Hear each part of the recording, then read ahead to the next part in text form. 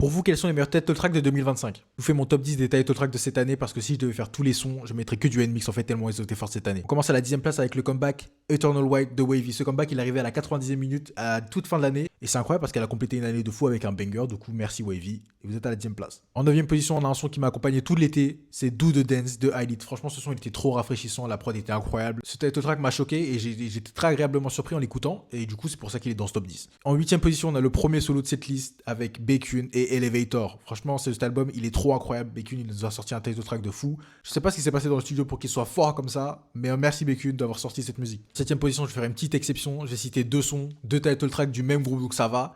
Je cite Bad Back Back de Rise et Fame de Rise. Franchement, ces deux musiques, je les aime trop. J'arrive pas à les départager, du coup, c'est pour ça que j'ai mis les deux dans le top. Parce que les deux sont incroyables, c'est des bangers de fou. En 6ème position, on enchaîne avec pour moi le son de l'été 2025.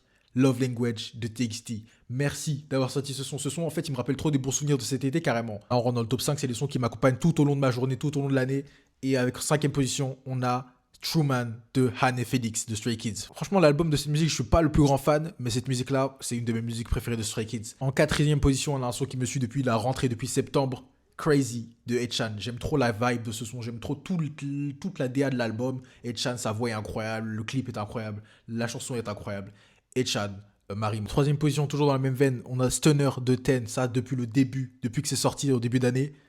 C'est dans les oreilles, c'est du triple A dans les oreilles, c'est du gold dans les oreilles. Après cette musique, on peut dire que Ten c'est un des meilleurs soloistes. Voilà, moi je le dis. On rentre dans le top 2 avec un de mes débuts préférés de la K-pop qui s'assoit à la table de Attention, Oh, Get a Guitar. Je parle de The Chase de Earth to Earth. Franchement, Earth to Earth qui arrive dans le game avec une musique comme ça, qui est une musique tout simplement extraordinaire. Moi, je peux que dire oui, c'est pour ça qu'elle est top 2. Ensuite, pour terminer, le grand gagnant de ce top, le grand numéro 1. Je vous ai dit au début de cette vidéo que si je devais faire toutes les musiques de la K-pop, je mettrais que NMIX.